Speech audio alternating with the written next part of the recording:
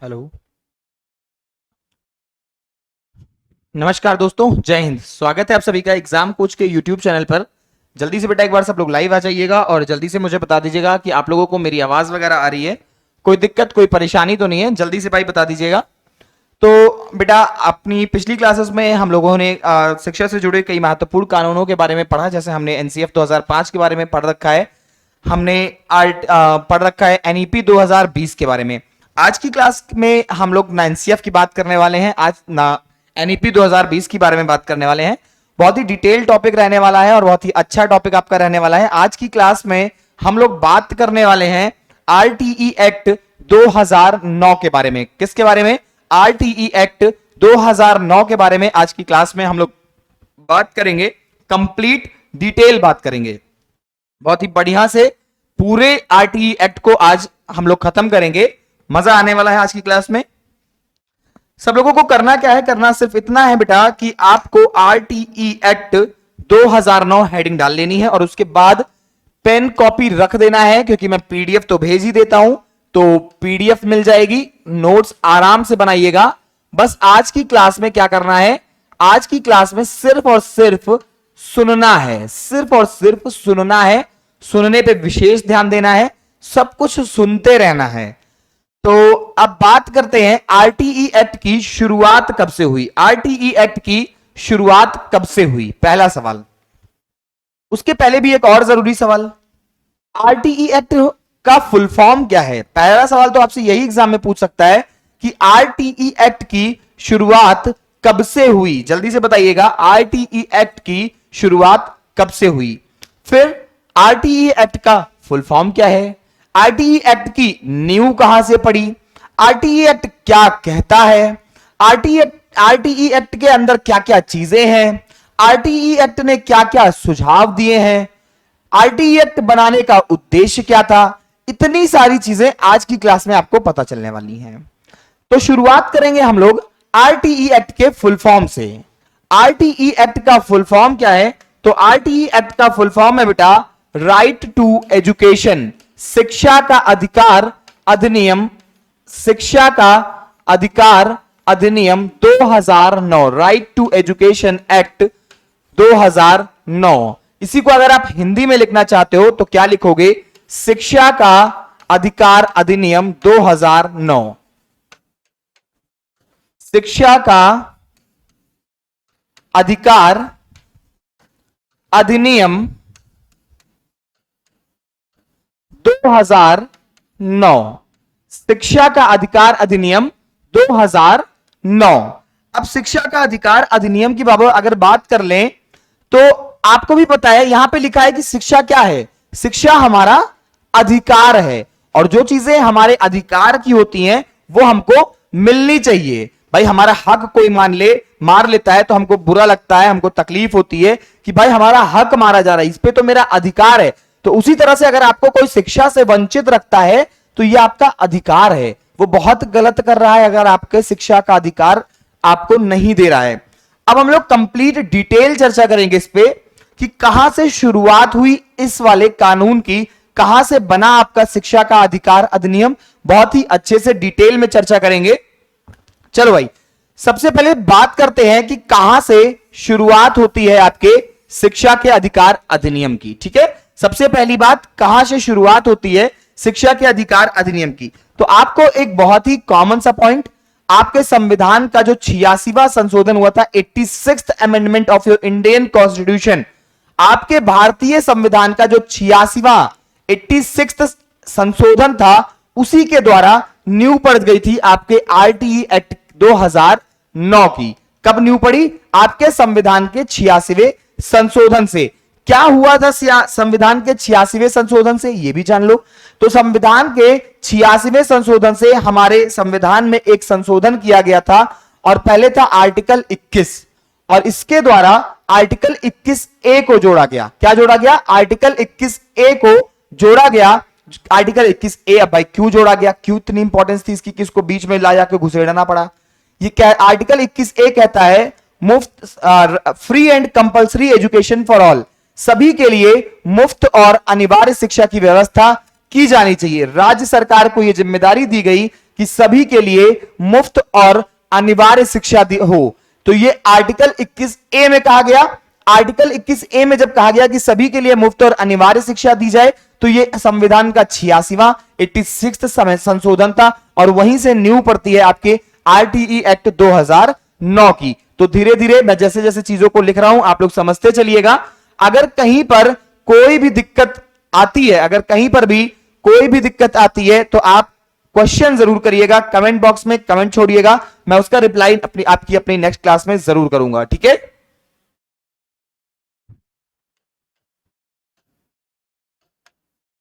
RTE act 2009 की नींव संविधान के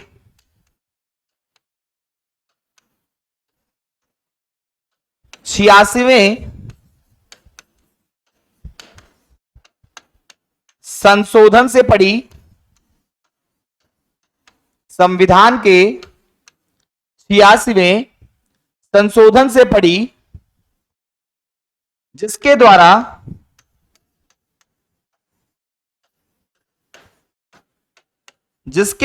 आर्टिकल 21A को भारतीय संविधान में जोड़ा गया। भारतीय संविधान में जिसके द्वारा आर्टिकल 21A को भारतीय संविधान में जोड़ा गया। ये बेटा आपकी पहली लाइन हो गई, क्लियर, एकदम बढ़िया दिख रहा है, कोई दिक्कत नहीं है। आर्टिकल जो आरटीई एक्ट 2009 है, इसकी नींव संविधान के 86वें संशोधन से पड़ी, जिसके द्वारा आर्टिकल 21A को भारतीय संविधान में जोड़ा गया। और यह चीज मैंने आपको एकदम क्लियर बता दी कि अगर आपको लगता है कि आप आर्टिकल 21A में क्या है यह भी भूल सकते हो, तो लिख लो कि सभी के लिए मुफ्त एवं अनिवार्य शिक्षा की व्यवस्था राज्य सरकारों को सौंपी गई। यही था आपका आर्टिकल 21A, ठीक है। अब यह हो गया, एक पृष्ठभूमि बना दी मैंने आपके लिए कि आरटीई एक्ट आया कहां से। अब इसके बाद आरटीई एक्ट जो आना था ये कैसे कैसे आया, इसको चरण वाइज देखेंगे। कैसे देखेंगे, एक स्टेप में देखेंगे, कैसे देखिएगा। आपको भी पता है कि कोई भी कानून हमारे यहां पास होता है तो सबसे पहले उसको लोकसभा में पास होना होता है, फिर राज्यसभा में पास होना होता है, फिर आपका प्रधान, जब तक राष्ट्रपति के हस्ताक्षर होने हैं, जब तक कोई भी कानून पास होना है और राष्ट्रपति के हस्ताक्षर नहीं हो जाते तब तक उस कानून को कानून नहीं मानते। लोकसभा का से पास होना जरूरी है, राज्यसभा को कुछ मौका दिया जाता है कि आप इतने समय में पास करिए, नहीं अगर मान लिया राज्यसभा कहता है नहीं इसमें थोड़ा सा चेंज करिए, लोकसभा के पास आता है रिजेक्ट होके, लेकिन ये लोक राज्यसभा के हाथ में पावर नहीं है कि पूरी तरह से रिजेक्ट कर दे। हाँ, दोबारा से देखेंगे, अगर लगता है कि संशोधन करने लायक है तो ठीक है, नहीं है तो वापस से भेज देते हैं राज्यसभा में, फिर राज्यसभा उस पर मूल्यांकन करती है और उसको कानून पास होता है। तो मेन क्या होता है, आपका लोकसभा होती है। तो ये वाला जो कानून है ये पहले राज्यसभा में पास हुआ, पहले राज्यसभा ने इसको पास किया क्योंकि सेंट्रल लेवल का था, केंद्र सरकार का, तो वहां इसको केंद्र सरकार के लिए पास कराना ज्यादा आसान रहा होगा। तो इसीलिए ये कानून जो है वो सबसे पहले कहां पास हुआ, तो सबसे पहले ये राज्यसभा में पास हुआ। कब पास हुआ राज्यसभा में, जल्दी से बताइएगा, ये कानून राज्यसभा में कब पास हुआ? 4 अगस्त, सबसे पहले देखिएगा 4 अगस्त 2009 को यह कानून 4 अगस्त 2009 को यह कानून राज्यसभा में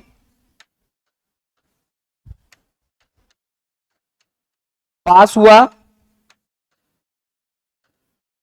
एकदम स्टेप वाइज, ठीक है। सबसे पहले कहां पास हुआ, 4 अगस्त 2009 को, या एक मिनट, सॉरी, ये राज्यसभा नहीं लोकसभा की डेट है,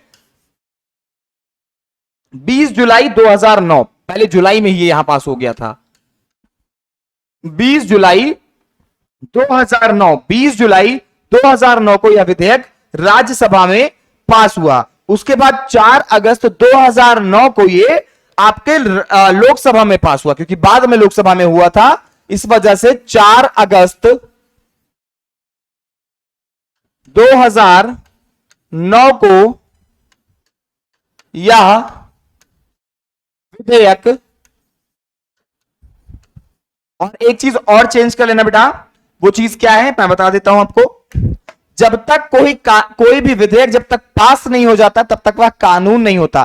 तो यहां पे कानून शब्द, कानून ये बाद में बना, यहां पे कानून शब्द का वर्ड यूज करना हमारे लिए गलत हो जाएगा। यहां पे क्या है, ये यहां पे अभी ये विधेयक है, क्योंकि जब ये राष्ट्रपति के सिग्नेचर करवा लेगा तब ये विधेयक किसमें बदल जाएगा, कानून में। अभी ये क्या है, अभी ये विधेयक है। तो 4 अगस्त 2009 को यह विधेयक लोकसभा में पास हुआ, लोकसभा में पास हुआ।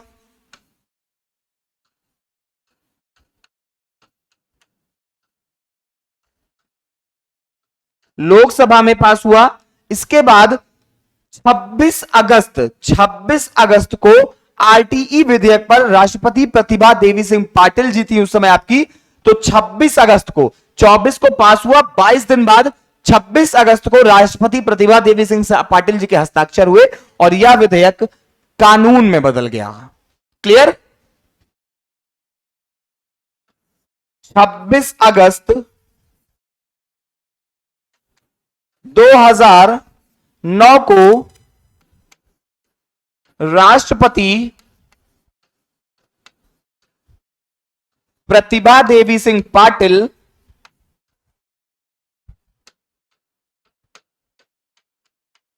राष्ट्रपति प्रतिभा देवी सिंह पाटिल जी ने हस्ताक्षर किया, जी ने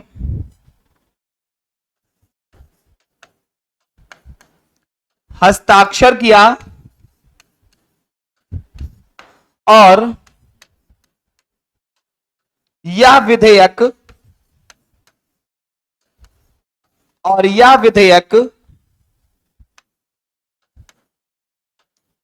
कानून बन गया। क्या हुआ? यह विधेयक कानून बन गया। ठीक है बेटा, 26 अगस्त 2009 को राष्ट्रपति प्रतिभा देवी सिंह पाटिल जी ने हस्ताक्षर किया और यह विधेयक फाइनली अब किस रूप में आ गया, कानून के रूप में आ गया। 27 अगस्त को यह भारत के राजपत्र में या गजट में प्रकाशित हुआ। कोई भी कानून जब उस पर राष्ट्रपति के सिग्नेचर हो जाते हैं तो वो भारत के गजट में शामिल हो जाता है, भारत के गजट में शामिल कर लिया जाता है। तो 27 अगस्त 2009 को यह कानून भारतीय गजट में प्रकाशित हुआ, भारतीय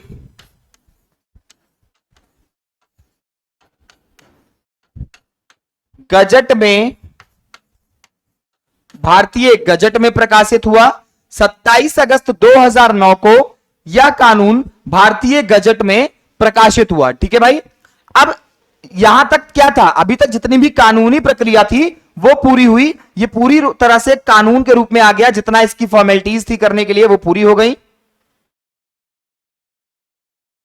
और 1 अप्रैल कब, सन 1 अप्रैल सन 2010 से ये सभी स्कूलों में लागू कर दिया गया। 1 अप्रैल 2010 से यह कानून भारत देश के में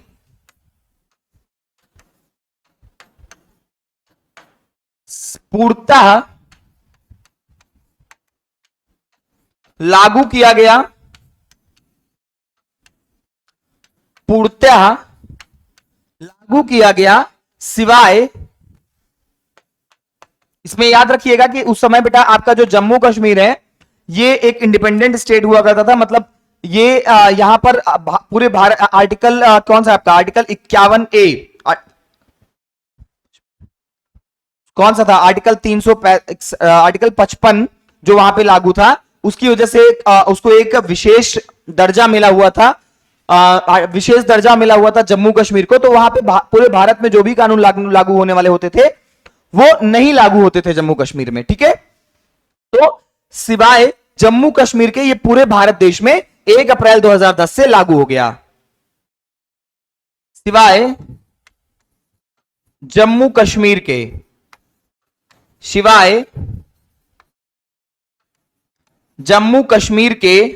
लेकिन आज ब्रैकेट में लिखिएगा, आज यह, चूंकि भाई अब जम्मू कश्मीर से जो विशेष स्टेट वाला दर्जा था वो खत्म कर दिया आपके प्रधानमंत्री जी ने, तो आज यह संपूर्ण देश में लागू है। आपको ये वाला एक्सेप्शन अब याद नहीं करना पड़ेगा कि कहां पे लागू नहीं है।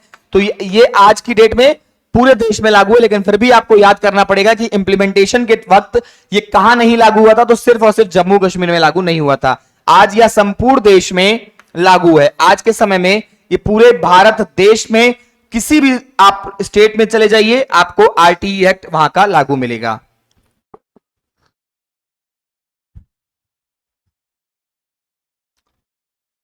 अब इतनी बेटा, इतनी चीजों को अगर आप याद करना चाहते हो तो कैसे याद करोगे? लाइन से याद करोगे? अरे सर राज्यसभा पहले हो जाता है, लोकसभा पहले। सिंपल सा चीज, कुछ मत पढ़ो, इतनी लाइनें मत पढ़ो, एक एक लाइन में पढ़ो। पहले याद कर लो ऐसे डेट 20 जुलाई 2009, फिर लिख लो 20 जुलाई को चले 4 अगस्त पे गिरे। 4 अगस्त से चले थे बेचारे, फिर कहां पे गिरे? 4 अगस्त को चले 26 अगस्त पे गिरे। 26 अगस्त से निकलोगे तो फिर कहां गिरोगे? फिर गिरोगे आके 27 अगस्त पे, और 27 अगस्त से चलोगे तो आकर के गिरोगे 1 अप्रैल 2010। बस इतनी बातें बेटा आपको याद रखनी है। ये 4-5 डेटें हैं, आराम से याद हो जाएंगी। 20 जुलाई, 4 अगस्त, 26 अगस्त, 27 अगस्त और 1 अप्रैल। इसको इसी फॉर्मेट में याद कर लो, ठीक है। अब देखो इधर, फिर इसके इस क्रम के बारे में आओ। सबसे पहले कहां आया था? राज्यसभा में आया, तो राज्यसभा लिख दो। उतनी हैक्टिक टेंशन से बचना चाहते हो तो बता रहा हूं, ये ट्रिक जुगाड़ डायरेक्ट ऐसे लिख लो, याद भी रहेगा। फिर लोकसभा में पास हुआ होगा भाई, राज्यसभा में हो गया तो अगला नंबर किसका? लोकसभा में। लोकसभा में पास हुआ तो राष्ट्रपति के पास गया। प्रेसिडेंट का नाम भी याद रखना चाहते हो कौन था, राष्ट्रपति का नाम भी याद रखना चाहते हो तो ब्रैकेट में और लिख लो, प्रतिभा देवी सिंह पाटिल जी। महामहिम प्रतिभा देवी सिंह पाटिल जी थी। फिर 27 अगस्त को क्या हुआ? गजट में प्रकाशन हुआ।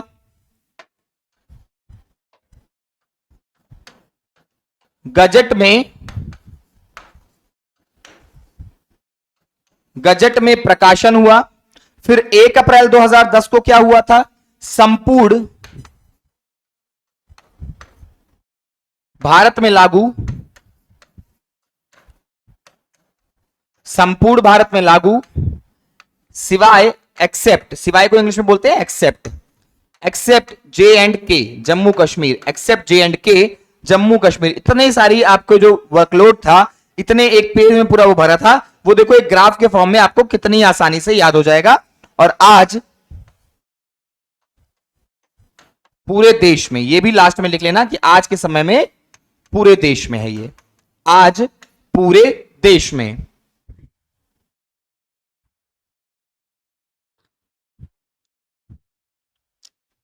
अब बताओ ये क्लियर पिक्चर है कि नहीं? आप समझ में आया होगा। वहां जो आपको लगा होगा सर कहां पास करा रहे हो, कहां फेल करा रहे हो, वो नहीं समझ में आ रहा है। अब बताओ कि अब पूरे देश में लागू हुआ, समझ में आया?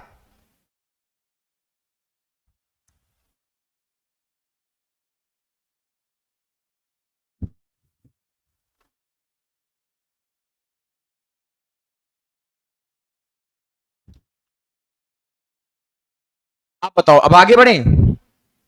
अच्छा अब ये बताओ कि आपको क्या लगता है कि आपकी क्या सब फ्री वाला राशन आपको मिलता है, तो फ्री राशन खा ही रहे हो, तो ये बताओ क्या फ्री की शिक्षा भी पूरे देश में मतलब पूरी दुनिया में सबसे पहले भारत ने दिया था? भाई ये भी तो फ्री बट रहा है, तो क्या फ्री जो बट रही है शिक्षा, ये क्या भारत देश में ही, भारत देश को ही दे रहा है? बताओ, क्या सिर्फ भारत देश दे रहा है आपको? नहीं, भारत आरटीई एक्ट, क्या है आरटीई एक्ट? मुफ्त एवं अनिवार्य शिक्षा का अधिकार अधिनियम, यानी कि आपको शिक्षा जरूरी भी है लेना और फ्री भी मिलेगी, फ्री भी मिलेगी। तो भारत वो पहला देश नहीं है जिसने आपको फ्री शिक्षा देने का काम किया है। आपसे पहले 134 अन्य देश हैं जो आरटीई एक्ट लागू कर चुके हैं। कितने? 134 कंट्रीज आपके भारत का पूछता है कौन सा नंबर का आरटीई एक्ट इसने किस नंबर का देश है, तो 135वां देश है जिसने अपने यहां आरटीई एक्ट लागू किया। कितने नंबर का आरटीई एक्ट लागू करने वाला भारत 135वां देश है। पहला देश कौन था भाई, फिर ये पूछेगा, आप भी जानने को उत्सुक होंगे कि सर पहला देश कौन था जिसने आरटीई एक्ट लागू किया।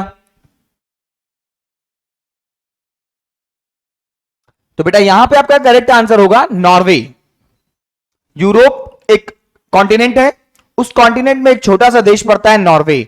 नॉर्वे दुनिया का पहला ऐसा देश था जिसने आरटीई एक्ट अपने यहां लागू किया था। तो यह भी फैक्ट है, इसको लिख लो, याद कर लो।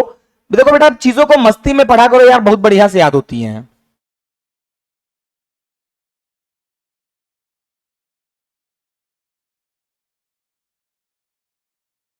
क्या लिखोगे, यूरोप का देश नॉर्वे।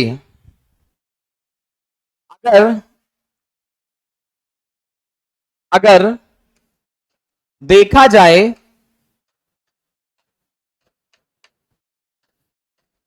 तो यूरोप का देश नॉर्वे, यूरोप का देश नॉर्वे आरटीई एक्ट लागू करने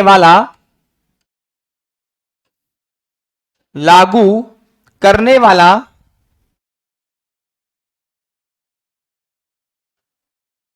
दुनिया का पहला देश है।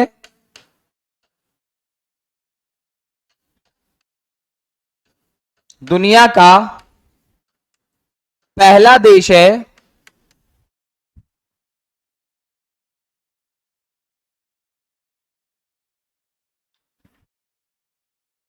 वहीं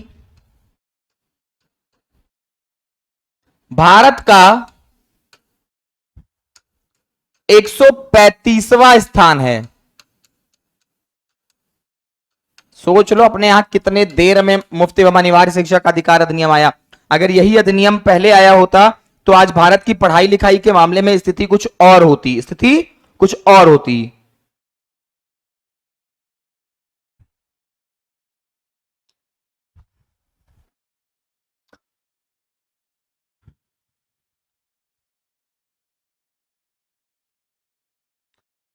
वही भारत का 135वां स्थान है। और जानते हैं डिटेल में इसके बारे में। आरटीई एक्ट को आरटीई एक्ट को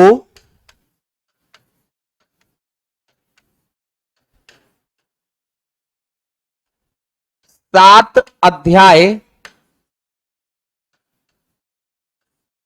38 धाराओं व एक अनुसूची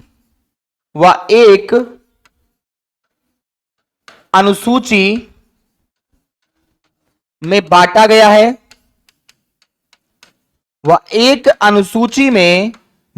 है। कुल मिलाकर के इसमें क्या क्या है, ये चीज मैंने आपको बहुत क्लियर दिखाने के लिए बेटा अलग अलग लाइनों में लिखी है। थोड़ी सी जगह ज्यादा लगी, लेकिन हाँ आपको ये चीज अब अलग अलग लाइनों में रहेगी तो आपके लिए क्लियर रहेगी और याद रहेगा कि आरटीई एक्ट को कुल 7 अध्याय हैं, 38 धारा है और एक अनुसूची है। आरटीई एक्ट को 7 अध्याय 38 धाराओं एवं एक अनुसूची में बांटा गया है।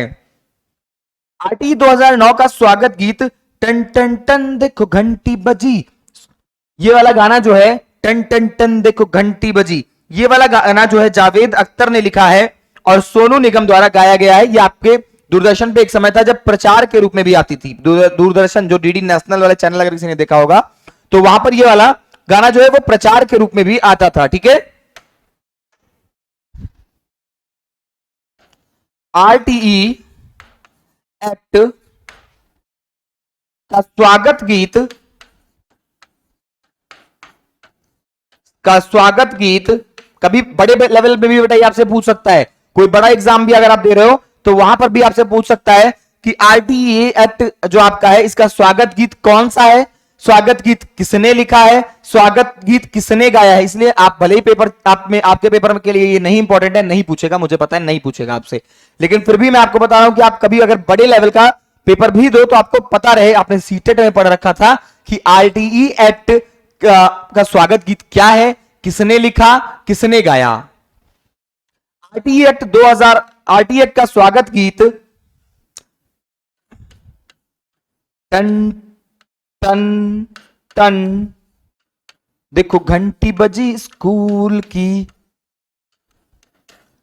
टन टन टन, देखो घंटी बजी स्कूल की।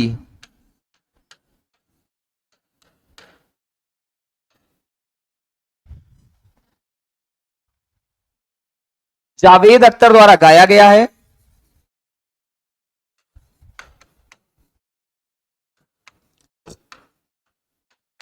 जावेद अख्तर द्वारा गाया गया, सॉरी जावेद अख्तर ने लिखा है भाई, जावेद अख्तर द्वारा लिखा गया और सोनू निगम द्वारा गाया गया। किसने गाया है, सोनू निगम ने, और सोनू निगम द्वारा गाया गया, और सोनू निगम द्वारा गाया गया। तो इस चीज को भी बेटा आप बहुत अच्छे से, आपके सीटेट के लिए तो इतना नहीं इंपॉर्टेंट है, सीटेट में उतना ज्यादा नहीं पूछा जाएगा, लेकिन हाँ अगर आप कोई भी उसके हो सकता है सुपर डेट में पूछ सकता है, सुपर डेट में भले ही पूछ ले आपसे कि आरटी एक्ट 2000 एक्ट का स्वागत गीत टन टन टन देखो घंटी बजी स्कूल की किसने लिखा है, तो जावेद अख्तर ने लिखा है, और गाया किसने, तो सोनू निगम द्वारा गाया गया।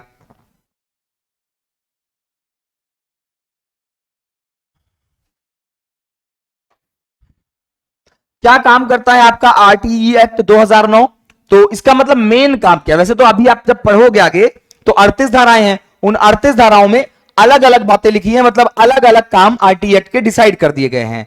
लेकिन अभी फिलहाल आरटीई एक्ट में, आरटीई एक्ट जो 2009 है, इसमें मेन क्या है, जिसके नाम से जो आपसे पूछता है तो आप भाई इसके नाम को ही जानते हो। तो आरटीई एक्ट जो 2009, इसका नाम क्या है, शिक्षा का अधिकार अधिनियम। तो ये क्या करता है, ये बालकों को मुफ्त एवं अनिवार्य शिक्षा देने का प्रावधान देता है इसमें, ठीक है।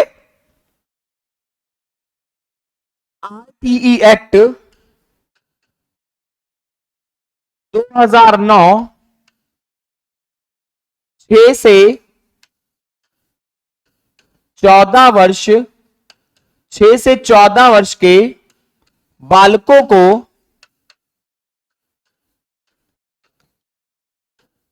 मुफ्त एवं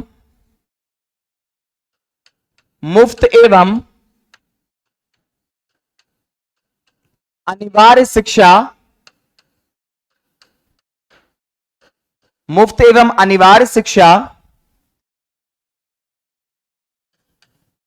का अधिकार देता है, मुफ्त एवं अनिवार्य शिक्षा।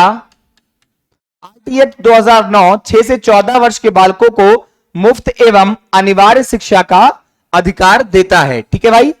इसको याद रखिएगा कि कितने से कितने साल, 6 से 14 साल। 6 से 14 साल का क्या मतलब कि आप कक्षा 8 तक, कक्षा 1 से लेकर के 8 तक आप पास कर चुके होंगे इस 6 से 14 साल की उम्र में।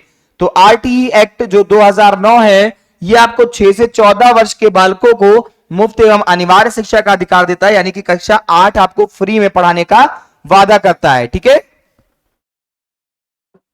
ठीक है भैया, बताओ समझ में आई बात।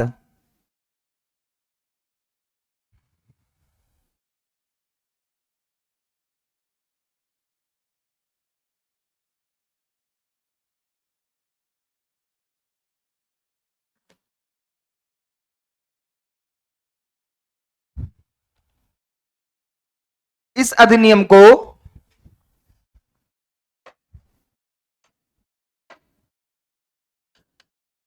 इस अधिनियम को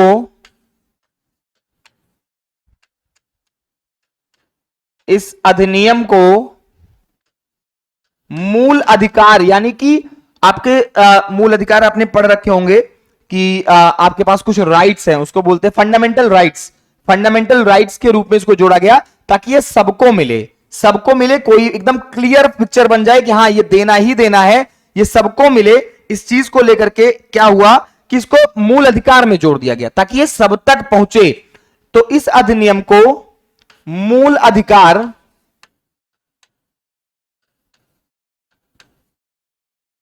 के रूप में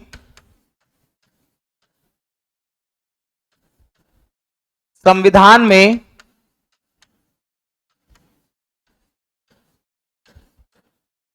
आर्टिकल 21A के नाम से जोड़ा गया, के नाम से जोड़ा गया। तो अब यहां से बेटा आपको एक चीज और क्लियर हो जाएगी, जो मैंने आपको शुरुआत में बात बताई थी कि आर्टिकल 21A क्या है, तो आपको क्लियर हो जाएगा कि आर्टिकल 21A भी अब वही है जो आरटीई एक्ट कहता है कि 6 से 14 वर्ष तक के सभी बालकों को मुफ्त और अनिवार्य शिक्षा, free and compulsory education for all the students of age between 6 to 14 years. I hope आपको क्लियर होगा। बताओ, चलो अब धाराएं पढ़ लें।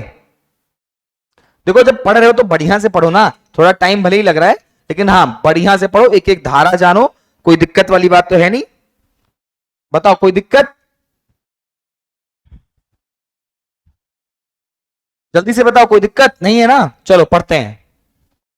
आर्टिकल, धाराएं।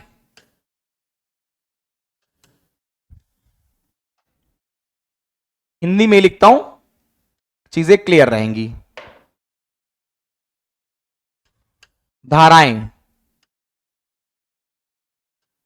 कौन कौन सी धाराएं भाई इसमें बताइए? कितनी धाराएं हैं? आपको बताया मैंने अभी अभी कि इसमें कितनी धाराएं हैं, बताओ। धारा नंबर 1, कुल मिलाकर के 38 धाराएं पढ़नी है आपको।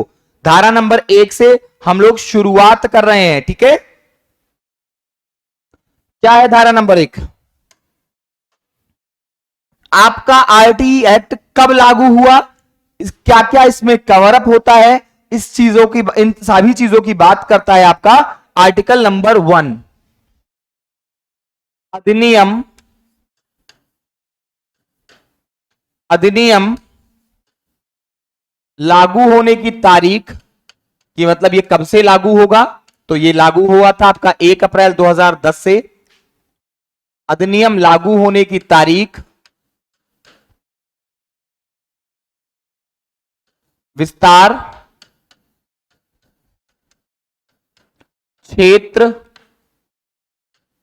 आदि, इन सभी चीजों के बारे में बात करता है आपका आर्टिकल 1। अब इसके बाद बेटा बात करते हैं आर्टिकल 2 के बारे में।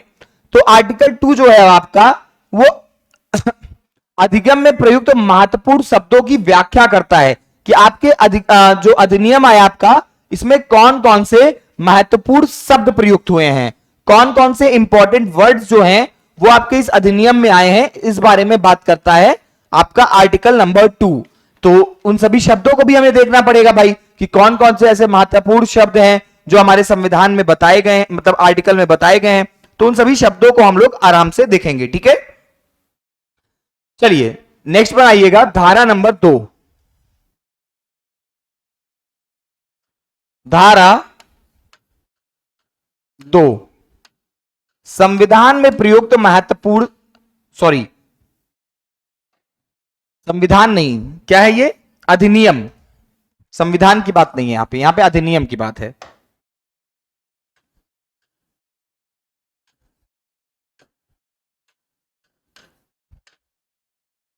अधिनियम में प्रयुक्त महत्वपूर्ण, अधिनियम में प्रयुक्त महत्वपूर्ण शब्द, कौन कौन से अधिनियम में महत्वपूर्ण शब्द प्रयुक्त किए गए हैं? जैसे एक शब्द है आपका, एक क्या सभी शब्द लिख लेते हैं, एक्सप्लेनेशन एक साथ देख लेते हैं ना, एक बार में लिख लेंगे तो ज्यादा सही रहेगा। पहला है बेटा समुचित सरकार, मतलब पूरी की पूरी सरकार, समुचित सरकार। दूसरा क्या है आपका? दूसरा है आपका बालक। इसको डिफाइन किया गया कि अगर कहीं पर भी बालक लिखा है तो उसका क्या मतलब होगा, उसका मतलब क्या होगा वो आप भी जानते हो, बस आप समझ नहीं पा रहे होगे सर बालक में क्या समझाया है, बालक बालक होता है सर। प्रारंभिक शिक्षा मतलब बेसिक एजुकेशन की बात, प्रारंभिक शिक्षा अगर की बात करेगा तो कहां से कहां तक की बात करेगा, प्रारंभिक शिक्षा। अपवंचित वर्ग क्या है,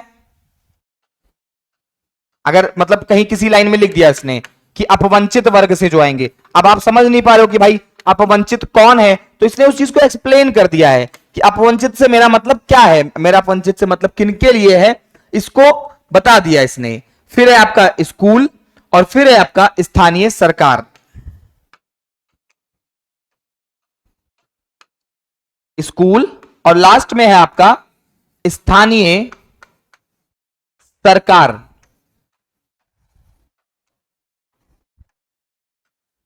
चलो बेटा, अब समुचित सरकार का क्या मतलब हुआ, समुचित सरकार का बच्चा मतलब हुआ, चलो देख लेते हैं आराम से।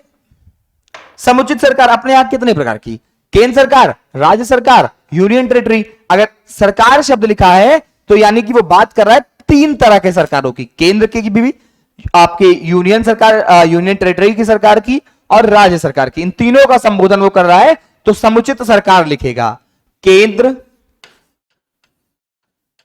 राज्य एवं यूटी। यूटी का मतलब बेटा यूनियन टेरिटरी, जैसे आपका दिल्ली क्या है, यूनियन टेरिटरी है, तो यूटी की सरकार, ठीक है, केंद्र राज्य एवं यूटी की सरकार। फिर अगर कहीं पर लिखा है शब्द बालक, कि बालक को यह चीज मुफ्त में देनी चाहिए, डायरेक्ट उसने लिख दिया, अब हम क्या है, हमको भी फ्री में चाहिए, तुम जाओ कहो हमको भी फ्री में चाहिए, हम भी तो बालक है, मेरे पापा मुझे बेटा बोलते हैं, मैं भी तो बालक हूं। नहीं बेटा, अब तुम बालक नहीं रहे, वो प्यार से बालक बोलते हैं। अब बालक का क्या मतलब हुआ, यहां पे बालक का मतलब हुआ 6 से 14 वर्ष के बच्चे, 6 to 14 ईयर्स, 6 to 14 ईयर्स, 6 से 14 साल तक के बच्चे, 6 से 14 साल तक के बच्चे। प्रारंभिक शिक्षा का मतलब मैंने आपको अभी अभी पहले ही बताया था कि भाई कक्षा 6 से अगर आप पढ़ना, सॉरी उम्र का अगर आपकी 6 वर्ष है और तब से आप पढ़ना शुरू करते हो, तो यानी कि आप क्लास 1 से लेकर के क्लास 8 तक की शिक्षा आपको फ्री दी जाएगी, वो 6 से 14 साल में कंप्लीट भी हो जाएगी। तो यानी कि क्लास 1 to 8 प्रारंभिक शिक्षा की अगर बात करता है तो क्लास 1 to 8 कक्षा 1 से लेकर के 8 तक की वो बात करता है।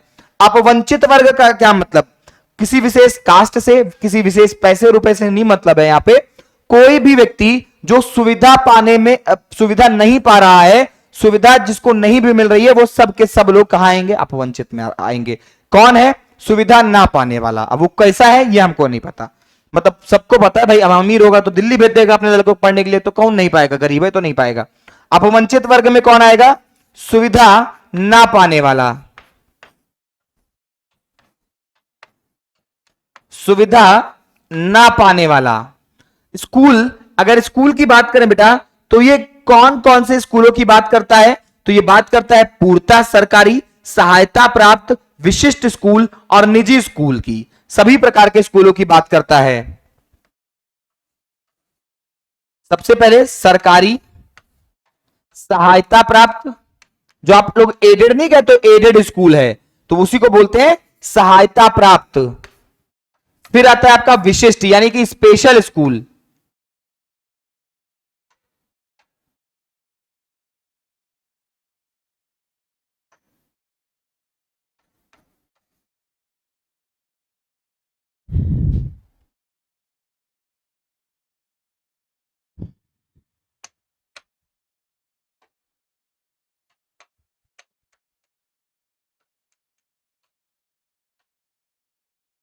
विशिष्ट, और फिर आपका क्या आता है, निजी, यानी कि जो आपका अपना पूरी तरीके से प्राइवेट स्कूल हो, क्या हो, पूरी तरीके से आपका अपना प्राइवेट स्कूल हो। ठीक है बेटा,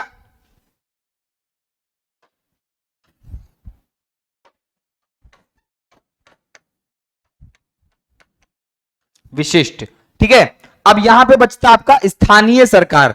स्थानीय सरकार में क्या आएगा, अगर लिख दिया उसने शब्द स्थानीय सरकार, तो यानी कि आपके स्थानीय गवर्नमेंट की वो बात कर रहा है। स्थानीय गवर्नमेंट में कौन आएगा, आपकी पंचायत आ गई, आपकी नगर पालिका आ गई, बस आपकी पंचायत हो गई, आपकी नगर पालिका हो गई। तो इतनी चीजों के बारे में बात कर रहा है। अगर वो विशिष्ट शब्द का स्थानीय सरकार का प्रयोग कर रहा है और समुचित सरकार का प्रयोग करेगा तो केंद्र सरकार, राज्य और यूनियन टेरिटरी, यानी कि इतनी चीजों की वो बात कर रहा है।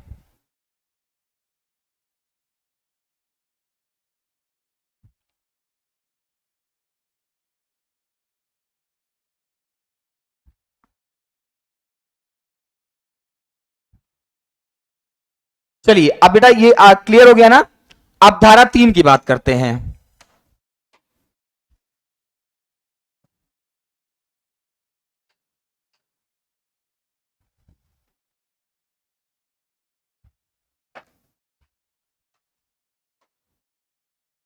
सभी सुविधाएं सभी सुविधाएं 6 से 14 वर्ष के बालक बालिकाओं के बालिकाओं के लिए उपलब्ध रहेगी, के लिए उपलब्ध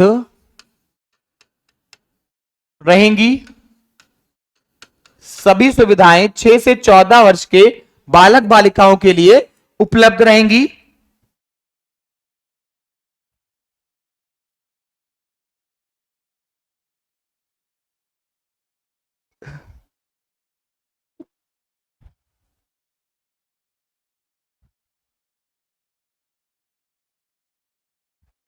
चलिए धारा 4 बेटा आपके लिए इंपॉर्टेंट है, थोड़ा सा समझने लायक है। धारा 4 क्या है? धारा 4, धारा 4 में बेटा लिखा है कि उम्र के आधार पर अगर जैसे प्रवेश मिला, जैसे मान लिया कि उम्र के आधार पर कि आप 7 साल के हो तो आपको क्लास 2 में एडमिशन देना है, आप 8 साल के हो तो आपको क्लास सेकंड में एडमिशन देना है, आप 9 साल के हो तो आपको क्लास 3 में एडमिशन देना है। तो इस तरह से अगर उम्र के आधार पर प्रवेश दिया जाएगा बालक को तो उसकी उम्र से 5 घटाने पर उसकी क्लास पता चल जाएगी। और सिर्फ 14 वर्ष का अगर बच्चा हो जाएगा तो उसकी उम्र से 6 घटाया जाएगा। ठीक है, उम्र, अच्छा इसको समझ लो पहले, देखो कैसे। जैसे मान लो कि मेरी उम्र क्या है, मान लो मेरी उम्र है 6 साल। एक मिनट, मान लो मेरी उम्र है अभी 6 साल, बउआ हूं मैं। क्या हूं? बउआ। देखो 6 साल मान लिया आपकी उम्र, आपकी उम्र को देखते हैं, मान लिया आपकी उम्र है 6 साल। ठीक है, और अब पता करना है कि मैं आपको किस क्लास में एडमिशन दूं, तो मैं आपकी उम्र से 5 घटा दूंगा। आपकी क्लास कौन सी होगी? आपकी क्लास होगी 1। लेकिन जब अगर मान लिया मैं 14 साल का हूं तो मेरी उम्र से 5 घटाओगे तो कितना आएगा?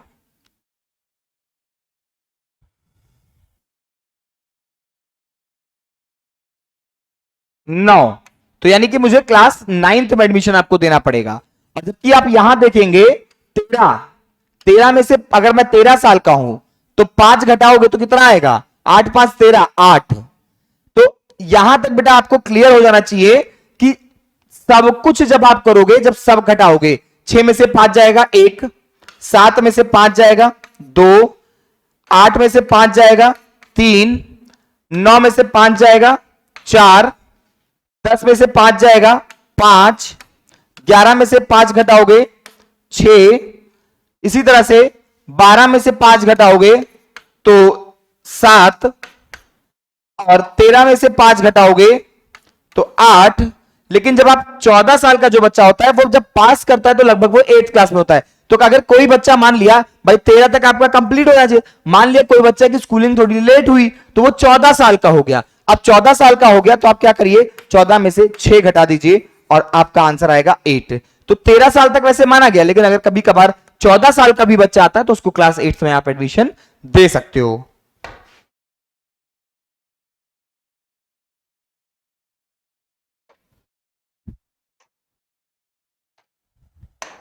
उम्र के आधार पर, उम्र के आधार पर कक्षा में प्रवेश देने के लिए प्रवेश देने के लिए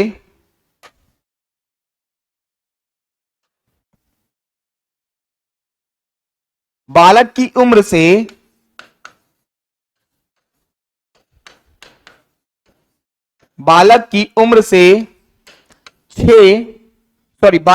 से 5 घटाया जाएगा। सिर्फ 14 वर्ष की उम्र पे 6 घटाया जाएगा।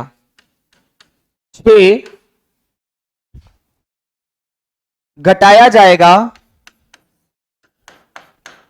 बालक की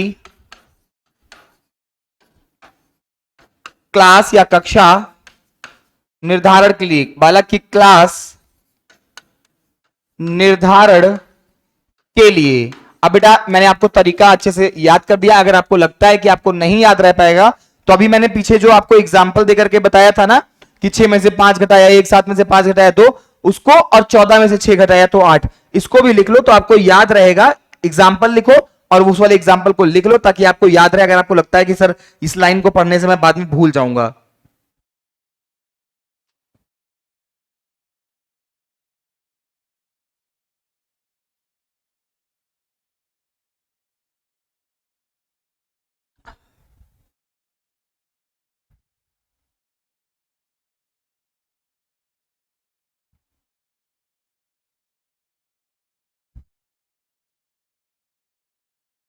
चलिए बेटा धारा 5 देखते हैं।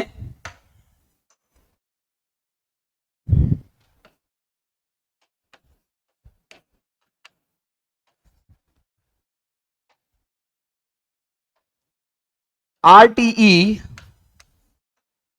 2009 के तहत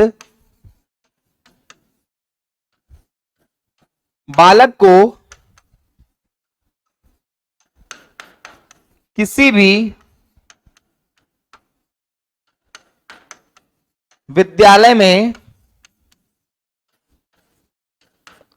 प्रवेश से वंचित नहीं रखा जाएगा। मतलब आप एडमिशन लेने से मना नहीं कर सकते हो, प्रवेश से वंचित नहीं रखा जाएगा।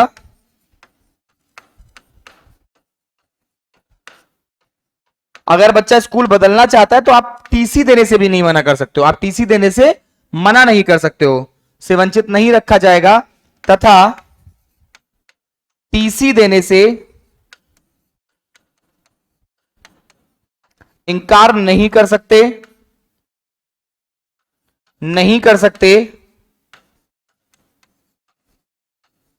अथवा दंडात्मक कार्यवाही होगी। ऐसा करने पर दंडात्मक कार्यवाही होगी, मतलब आपके ऊपर जुर्माना लग सकता है अगर आपने बच्चे को टीसी देने से मना किया। ऐसा करने पर दंडात्मक कार्यवाही होगी। ऐसा करने पर दंडात्मक कार्यवाही होगी, मतलब आपके ऊपर फाइन लग सकता है, कोई चार्ज लग सकता है। तो इन सब चीजों से बेटा सतर्क रहो। और अगर स्कूल खोले हो तो तुरंत बच्चे को जाकर के टीसी पकड़ा दो, नहीं तो चला गया भैया तो चक्कर में फंस जाओगे।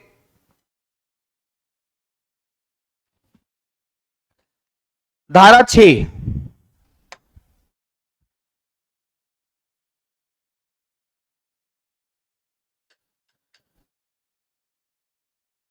क्या है भाई? धारा 6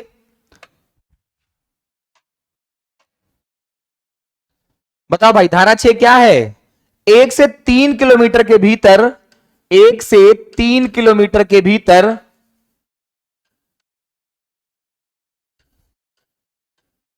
बालक के लिए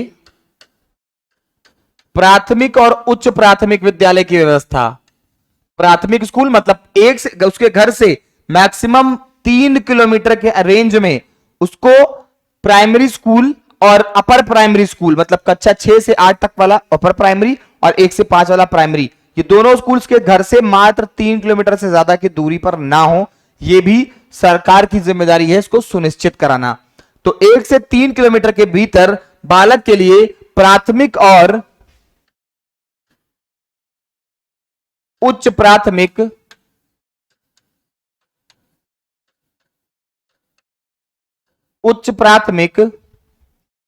विद्यालय की स्थापना, विद्यालय की स्थापना, ये भी किसका है? यह है आपका धारा नंबर 6। अब बात करते हैं धारा नंबर 7 की। तो पहले खर्च का अनुपात था 65 और 35 का, और अब ये हो गया है 60 और 40 का। इसमें खर्चे का हिसाब किताब है, अभी समझा रहा हूं कैसे। धारा 7 पहले खर्च अनुपात, पहले का खर्च अनुपात कितना था? मतलब पहले जो आपकी केंद्र सरकारें थी भाई, ये 65 रुपए देती थी और राज्य सरकारें 35 रुपए देती थी। मतलब अगर 100 रुपए का खर्चा होता था तो 65 रुपए कौन देता था? 65 रुपए देती थी आपकी केंद्र सरकार, और 35 रुपए देती थी आपकी राज्य सरकार। लेकिन अब केंद्र सरकार ने अपने ऊपर से थोड़ा सा बर्डन कम किया और कहा कि थोड़ा सा राज्य सरकार और करे। भाई उनके अपने बच्चे हैं, उनके कोई पूछता है तो कहते हैं कि हम उत्तर प्रदेश के रहने वाले हैं, हम बिहार के रहने वाले हैं, तो भाई आपकी राज्य सरकारें थोड़ा ज्यादा खर्चा करें, आप उनका नाम पहले लेते हो। तो 60:40, 60:40, मतलब अब 60 रुपया देती है केंद्र सरकार और 40 रुपया देती हैं राज्य सरकारें। लेकिन अभी भी इसमें एक चीज और है कि पूर्वोत्तर राज्य जितने भी हैं आपके, यहां पे आज भी राज्य सरकार ही केंद्र सरकार ज्यादा देती है। पूर्वोत्तर राज्य थोड़े से ज्यादा गरीब है, मतलब एक डेफिशिएंट माना गया है। और तो जो पूर्वोत्तर ईस्टर्न स्टेट्स हैं, चूंकि वहां पर शिक्षा को ज्यादा तेजी के साथ फैलाना था, तो आज भी यहां पे 90 रुपए देती है आपके केंद्र सरकार और 10 रुपए मात्र खर्च करना होता है राज्य सरकार को। तो पूर्वोत्तर राज्य के लिए 9:10 का रेशियो रहेगा। ठीक है। धारा 8,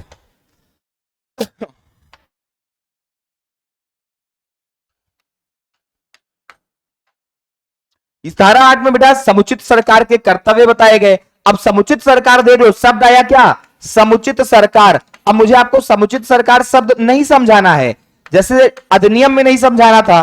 क्यों भाई? क्योंकि धारा 2 में पहले ही समुचित सरकार का मतलब उसने बता दिया है। जब धारा 2 में बता दिया तो बार बार क्यों बताऊंगा मैं आपको, 10 मिनट क्यों वेस्ट करूं कि नहीं सब बेटा समुचित सरकार का क्या मतलब होता है। धारा 2 जाओ, वापस से पढ़ो, समझ जाओगे समुचित सरकार का मतलब। इसी तरह से जब अधिनियम लिखा गया तो उसमें भी बार बार समुचित सरकार का मतलब नहीं समझाया गया, एक जगह समझा दिया। अब जहां भी समुचित सरकार आए अपने हिसाब से समझ लो। तो समुचित सरकार के कर्तव्य क्या है, मतलब उनको कौन कौन सी जिम्मेदारियां हैं, क्या काम है, इन सभी चीजों के बारे में धारा 8 में लिखा हुआ है।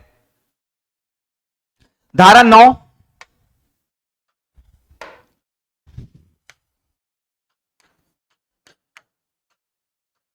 स्थानीय सरकार,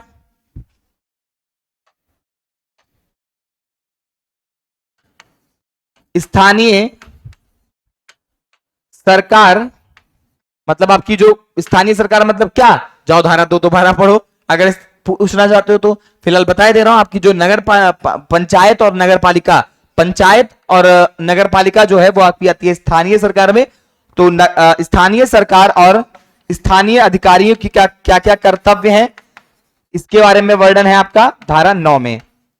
स्थानीय सरकार और स्थानीय अधिकारी के कर्तव्य, जैसे आपका बीएसए हो गया, कैसा अधिकारी है? एक कैसा है? स्थानीय अधिकारी है जो शिक्षा के क्षेत्र से जुड़ा हुआ है। इसके कर्तव्यों को कहां बताया गया कि आपको क्या क्या शिक्षा के क्षेत्र में नवीन सुधार के लिए क्या क्या चीजें करनी है, यह बताया गया है आपके आर्टिकल नंबर 9 में। ठीक है भाई, ठीक है। कर्तव्य। अब धारा 10 की बात करते हैं, एक मिनट।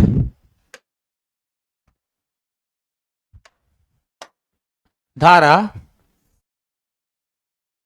10, धारा 10 में मम्मी पापा के कर्तव्यों के बारे में बात किया गया है कि हर एक माता पिता की भी एक जिम्मेदारी है कि भाई सरकारें आपके लिए कितना करेंगी, सरकार कुछ ही तो कर सकती है, लेकिन मम्मी पापा का भी क्या कर्तव्य है कि अपने, अगर उनके घर में कोई भी 6 से 14 वर्ष का बालक है, कोई भी 6 से 14 वर्ष का बच्चा है, तो उसको स्कूल भेजें, उसका नाम लिखवाएं, उसको डेली स्कूल भेजें। ये मम्मी पापा का भी कर्तव्य है। तो माता पिता का कर्तव्य डिसाइड किया गया है आर्टिकल नंबर 10 में। माता पिता के कर्तव्यों के बारे में बताया गया आर्टिकल नंबर 10 में। उसके बाद बात करते हैं भाई धारा नंबर 11 की।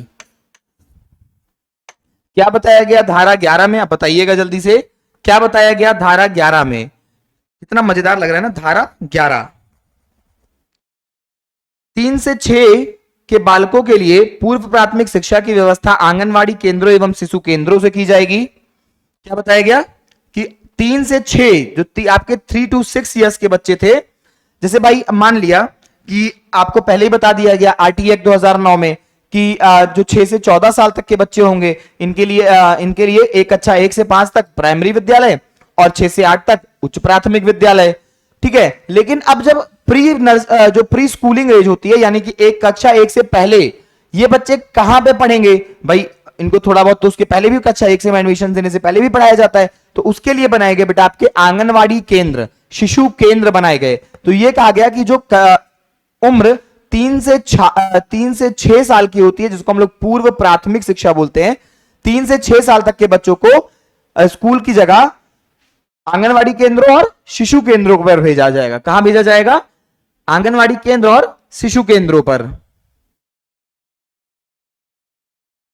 चलिए देख लीजिएगा, 3 से 6 वर्ष के बालकों के लिए, 3 से 6 वर्ष के बालकों के लिए, 3 से 6 वर्ष के बालकों के लिए शिक्षा की व्यवस्था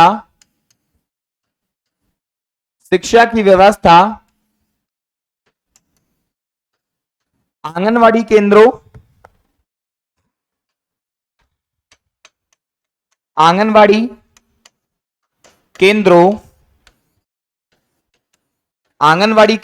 और शिशु केंद्रों पर की जाएगी। शिशु केंद्रों पर और शिशु केंद्रों पर की जाएगी और शिशु केंद्रों पर की जाएगी। 3 से 6 वर्ष के बालक को किस प्रकार की शिक्षा मिलती है? तो 3 से 6 वर्ष का जो बच्चा होता है उसको हम लोग देते हैं बेटा पूर्व प्राथमिक शिक्षा। तो अगर आपसे कोई भी चीज पूछ लेता है, अगर 3 से 6 पूछता है तो डायरेक्टली सही है, लेकिन अगर पूछता है कि बच्चों की पूर्व प्राथमिक शिक्षा की जिम्मेदारी किसको दी गई, तो पूर्व प्राथमिक शिक्षा की जिम्मेदारी आंगनवाड़ी केंद्रों और शिशु केंद्रों को दी गई, ठीक है। धारा 12 नेक्स्ट कौन सी आर्टिकल आपकी आएगी? धारा 12।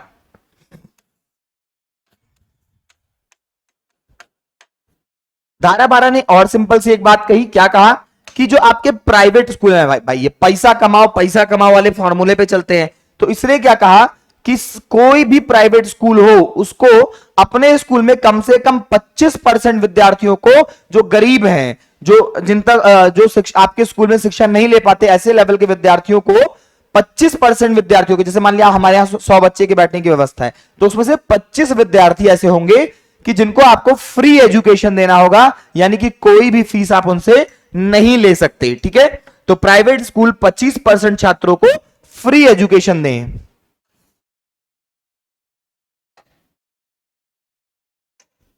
प्राइवेट स्कूल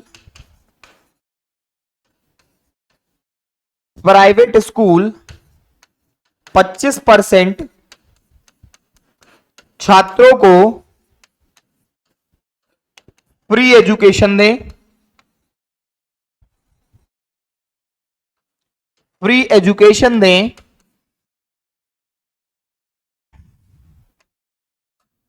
धारा 13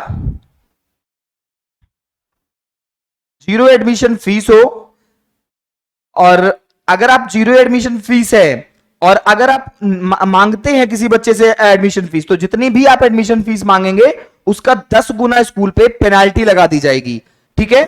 और कोई भी आप कक्षा 1 से 8 तक एडमिशन लेने के लिए आप कोई भी एंट्रेंस एग्जाम नहीं रख सकते हो। पकड़े जाने पर पहली बार 10,000 और दूसरी बार 25,000 रुपए का जुर्माना लगाया जाएगा, और अगर उसके बाद फिर पकड़े जाते हैं तो 50,000 रुपए का जुर्माना आपसे उसके बाद जितनी बार भी आप पकड़े जाओगे उतनी बार आपसे 50,000 रुपए का जुर्माना वसूला जाएगा। ठीक है, तो धारा 13 में क्या कहता है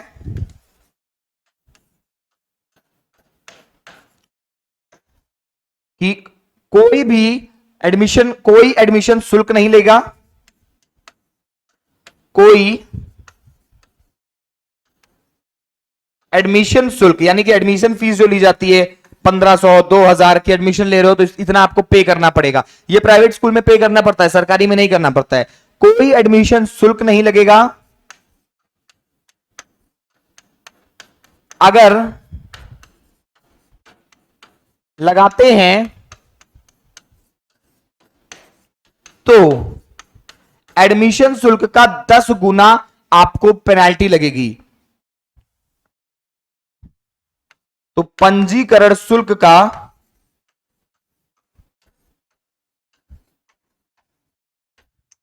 जितना एडमिशन फीस होगी, पंजीकरण शुल्क होगा का 10 गुना पेनाल्टी लगेगी। क्या लगेगी? पेनाल्टी लगेगी, जुर्माना लगेगा, पेनाल्टी लगेगी। ये वाली बात कहता है आपका आर्टिकल 13, आर्टिकल नंबर 13 कहता है, धारा 13 कहती है कि अगर आप पंजीकरण शुल्क लेते हो तो आपको उसका 10 गुना आपको पेनाल्टी के रूप में देना पड़ सकता है। एंट्रेंस एग्जाम की कोई फीस नहीं होगी, कोई प्रवेश एंट्रेंस एग्जाम क्या कहते हैं नहीं होना चाहिए। बच्चों का कोई एंट्रेंस एग्जाम नहीं होगा, प्रवेश परीक्षा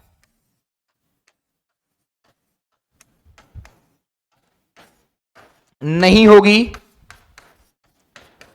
प्रवेश परीक्षा नहीं होगी। अगर आप प्रवेश परीक्षा कराते हो तो पहली बार आपको 25,000, दूसरी बार पहले 10,000 फिर 25,000 और फिर 50,000 रुपए देना पड़ सकता है। तो इस चीज को भी याद रखिएगा।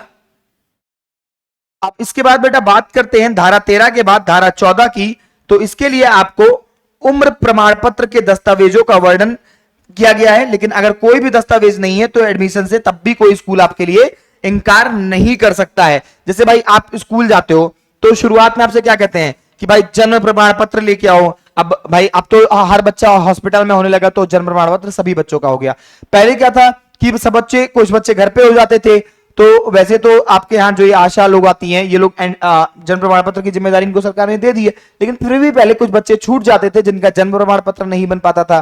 तो फिर क्या हुआ कि प्रधान से लिखा के लाओ। अब भाई प्रधान भी तो हमारे बच्चे की एग्जैक्ट डेट ऑफ बर्थ नहीं आता। तो अगर मान लिया कि इसमें कौन कौन से डॉक्यूमेंट्स आपके एज अ जन्म प्रमाण पत्र माने जाएंगे, इस चीजों का उन डॉक्यूमेंट्स का वर्णन है कि हाँ इन चीजों में से अगर कोई भी एक चीज है तो बच्चे का वो बर्थ सर्टिफिकेट के रूप में मान लिया जाएगा, उम्र का सर्टिफिकेट, एज सर्टिफिकेट मान लिया जाएगा। लेकिन अगर फिर भी नहीं है, मान लिया कोई डॉक्यूमेंट नहीं है जिससे प्रूव हो सके कि बच्चे की एज इतनी है, तो माता पिता के कहे अनुसार ही एज आपको मानना पड़ेगा। आप एडमिशन से फिर भी इनकार नहीं कर सकते कि नहीं है इनका तो कोई भी उम्र प्रमाण पत्र नहीं है, हम स्कूल में एडमिशन नहीं देंगे।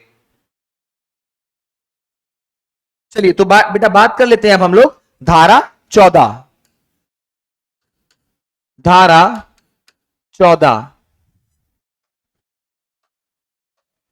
उम्र प्रमाण पत्र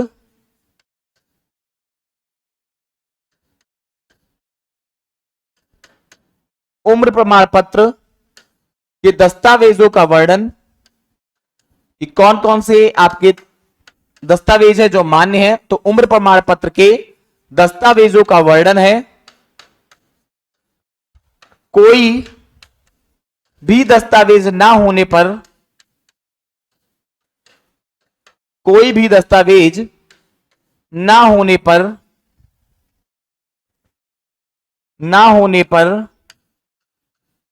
भी एडमिशन से इंकार नहीं कर सकते,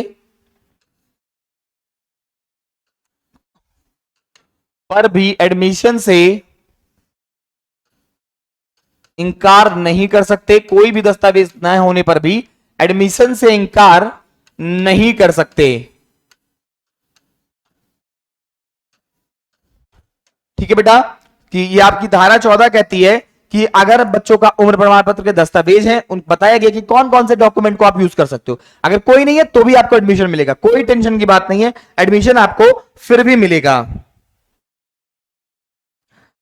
अगर धारा 15 मान लिया कि एडमिशन डेट खत्म हो गई, तो प्राइवेट स्कूल में क्या होता था कि आपको एडमिशन नहीं लिया जाता था, बता दिया जाता था हमारे यहां डेट खत्म हो गई है, अब आप अगले साल आइएगा। लेकिन अब क्या है, इसमें लिखा है कि प्रवेश की तिथि खत्म हो जाने के बाद भी आपको प्रवेश से नहीं रोका जाएगा, आपका तब भी एडमिशन लिया जाएगा। बालक को प्रवेश की अवधि प्रवेश की अवधि प्रवेश की अवधि समाप्त होने के बाद भी प्रवेश से नहीं रोका जाएगा, भी प्रवेश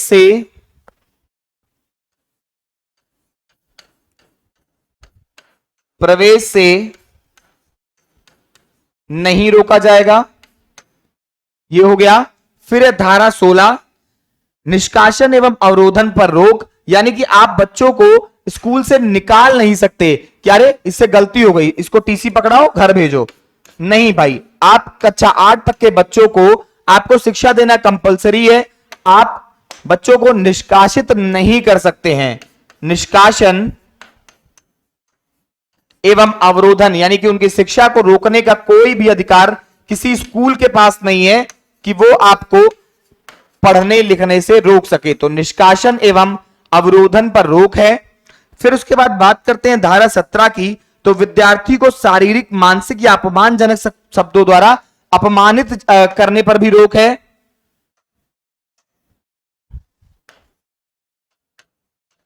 धारा 17 विद्यार्थी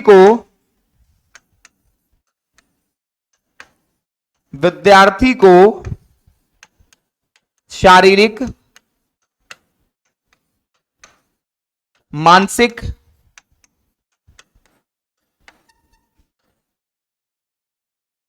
रूप से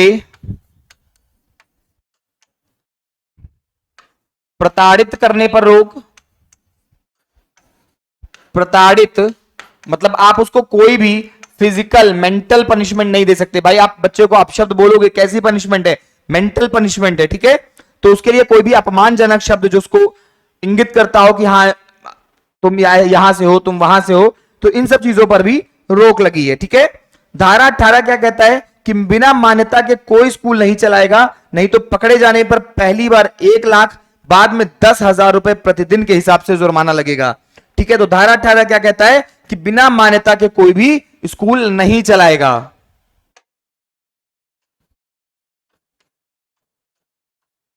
धारा 18 बिना मान्यता के कोई स्कूल नहीं चलाएगा।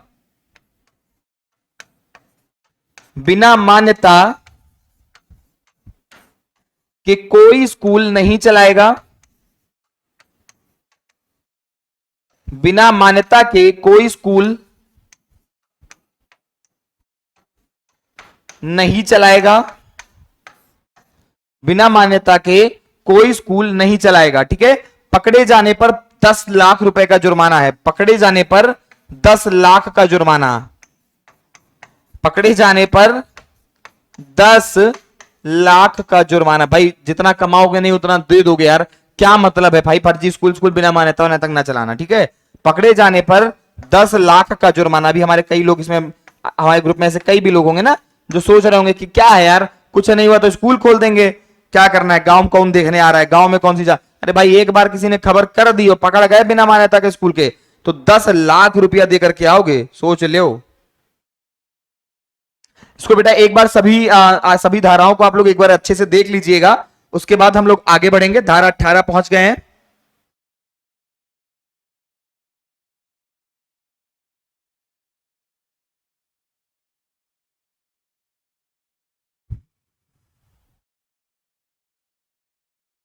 चलिए नेक्स्ट पे चलते हैं। धारा 19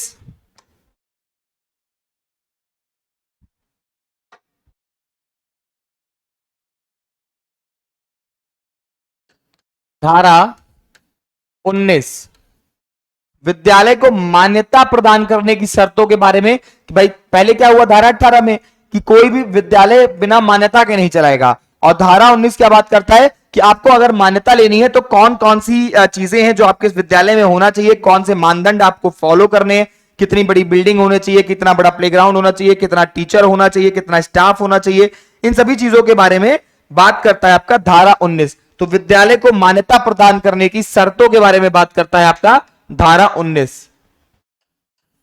विद्यालय को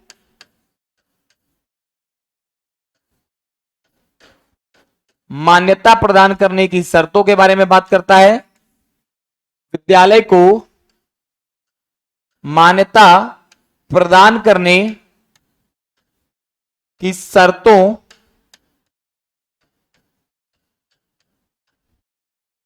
विद्यालय को मान्यता प्रदान करने की शर्तों के बारे में है, के बारे में कि कौन कौन सी चीजें आपके पास होनी चाहिए, तभी हम आपको मान्यता देंगे, अथवा आपको कोई भी मान्यता नहीं मिलेगी।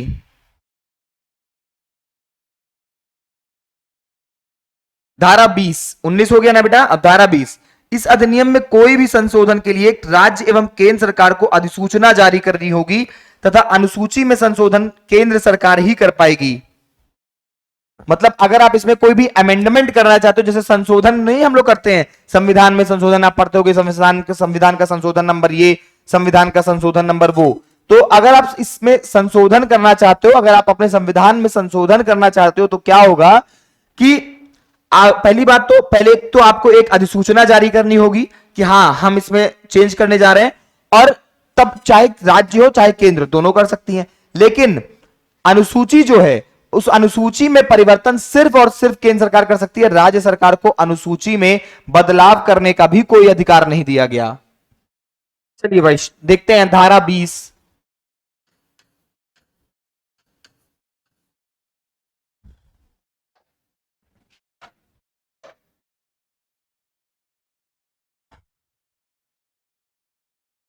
इस अधिनियम में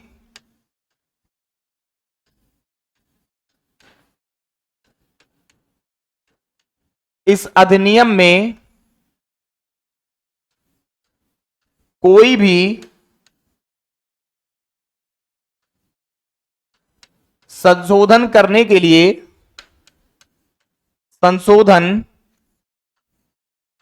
लिए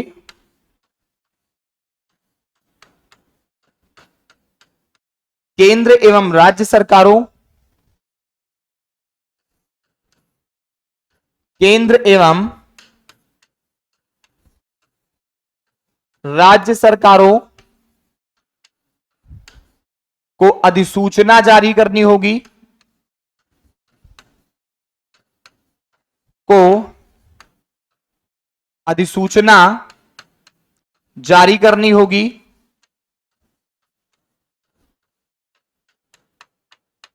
पहली बात।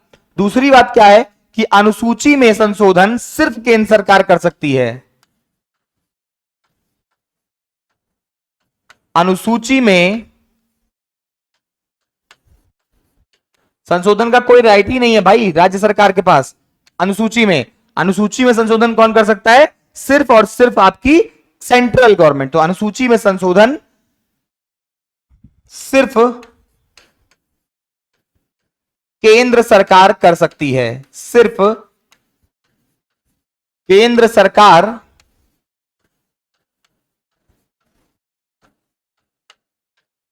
कर सकती है।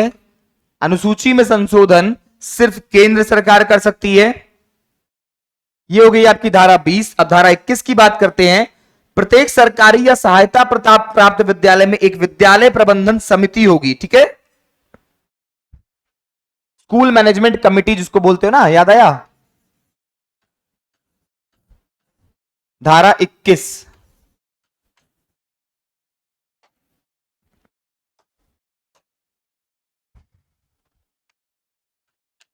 प्रत्येक सरकारी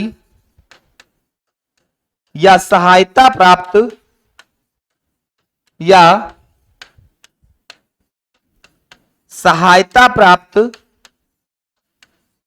विद्यालय, प्रत्येक सरकारी या सहायता प्राप्त विद्यालय में विद्यालय प्रबंधन समिति का गठन होगा। विद्यालय प्रबंधन समिति का गठन होगा। भाई विद्यालय प्रबंधन समिति का क्या काम होगा बेटा, कि विद्यालय में सारी सुविधाएं मिल रही हैं कि नहीं मिल रही हैं, मिड डे मील मिल रहा है कि नहीं मिल रहा है, बच्चों को को कोई सुविधा तो नहीं हो रही है, बच्चों के लिए शुद्ध पेयजल की व्यवस्था है, बच्चों को टॉयलेट की व्यवस्था है, बच्चों को पेन कॉपी वितरण सही से हो रहा है, बच्चों को यूनिफॉर्म वितरण सही से हो रहा है, बच्चों को यूनिफॉर्म सही से मिल रहा है। तो ये सभी जितनी भी चीजें हैं, इन सभी चीजों का विद्यालय में किसी भी चीज की कमी नहीं तो नहीं है, इस बारे में कौन देखता था, तो इसको इस बारे में बेटा आपकी विद्यालय प्रबंधन समिति देखती थी। हर सहायता प्राप्त और सरकारी स्कूल दोनों के लिए एक एसएमसी का गठन होता है।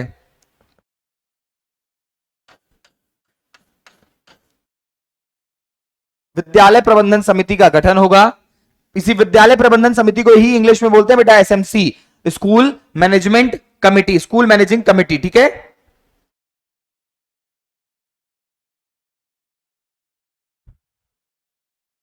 फिर नेक्स्ट आर्टिकल देखते हैं,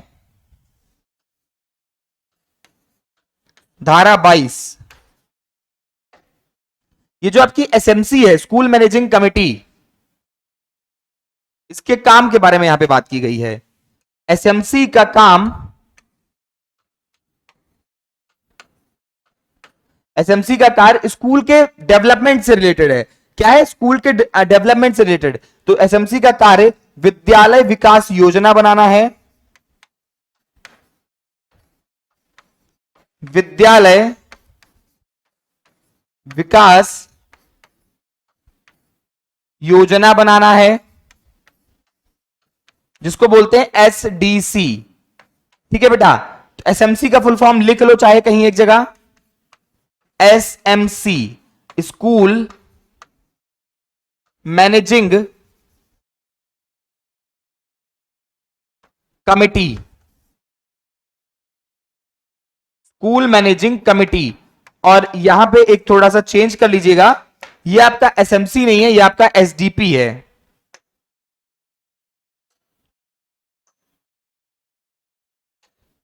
ये आपका एसडीपी है।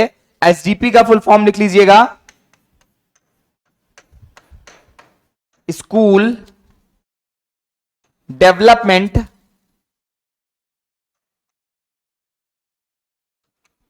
प्रोग्राम, स्कूल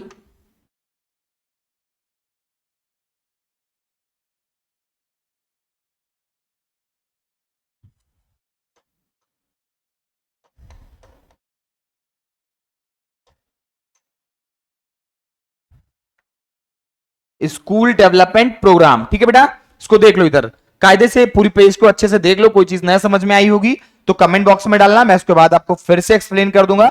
एसएमसी का फुल फॉर्म क्या है, स्कूल मैनेजिंग कमिटी है। एसडीपी का फुल फॉर्म क्या है, स्कूल डेवलपमेंट प्रोग्राम। ठीक है, ये हो गया बेटा बात आपके धारा 22 की। अब इसके बाद हम लोग को बात करनी है धारा 23 के बारे में। किसके बारे में, धारा 23 के बारे में। धारा 23 में क्या है भाई, जल्दी से बताइएगा।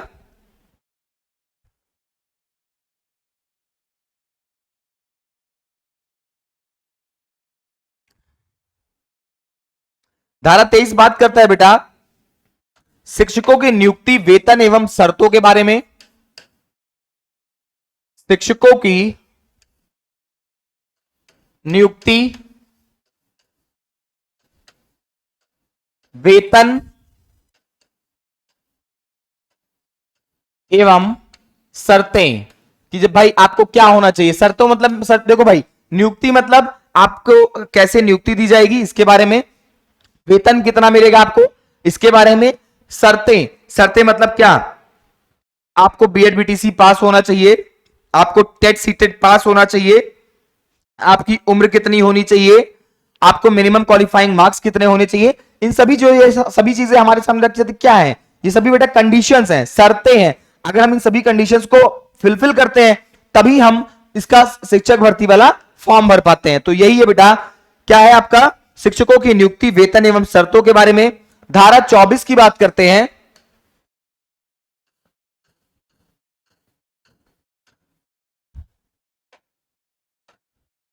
धारा 24 बेटा बात करती है शिक्षकों के कर्तव्यों के बारे में। शिक्षकों के कर्तव्यों के बारे में, शिक्षकों के कर्तव्य के बारे में बात करती है धारा 24। धारा 25 बात करती है छात्र शिक्षक अनुपात के बारे में।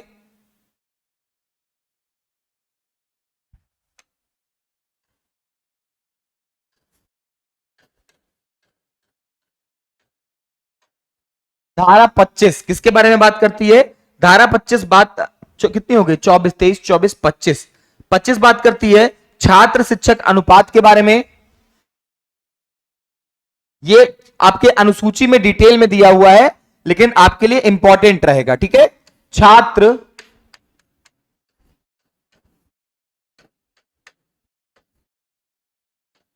शिक्षक अनुपात के बारे में,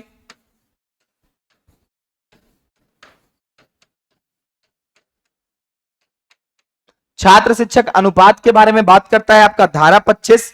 धारा 26 बात करता है, इसकी में बेटा लिख लीजिएगा कि अनुसूची में इसको डिटेल में दिया है।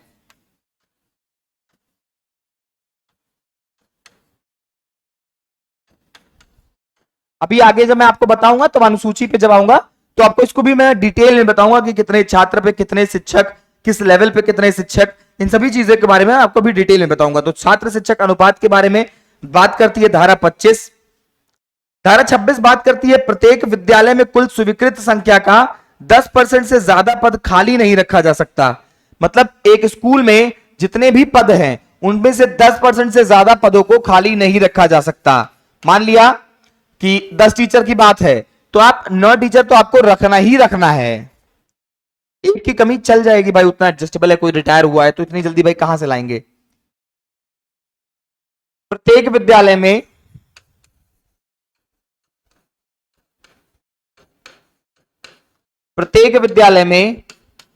कुल स्वीकृत पदों का 10% से ज्यादा खाली नहीं रख सकते। 10% से ज्यादा खाली नहीं रख सकते, ठीक है बेटा। प्रत्येक विद्यालय में कुल स्वीकृत पदों का 10% से ज्यादा हम लोग खाली नहीं रख सकते हैं, ठीक है। फिर है आपका आर्टिकल नंबर 27, 26, 27, धारा 27 क्या कहती है आपकी धारा 27? शिक्षण के अलावा सिर्फ 3 कार्य शिक्षक का है। देखो बेटा, अब पहले हम लोग इस बारे में बहुत ही ज्यादा चिंतित रहते थे कि टीचर की कहीं भी ड्यूटी लगा देते हैं, इनसे कुछ भी काम करवाने लगते हैं। तो अब जब आपका आरटीई एक्ट आया है तो आरटीई बहुत इंपॉर्टेंट है आपके लिए भी, अपना अधिकार है। जान लिए कि आरटीई एक्ट 2009 में टीचर को काम निश्चित कर दिए गए। एक तो पढ़ाना है ये भाई, लेकिन इसके सिवाय सिर्फ 3 ऐसे काम हैं जहां पर आप टीचर की ड्यूटी को लगा सकते हो और कहीं भी टीचर की ड्यूटी नहीं लगाई जा सकती है। और वो क्षेत्र कौन से हैं? चुनाव, आपदा, अगर कहीं पर आपदा आई है, और या फिर जनगणना।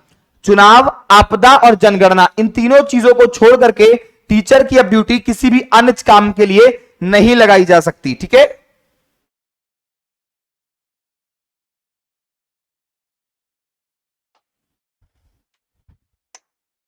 शिक्षण के अलावा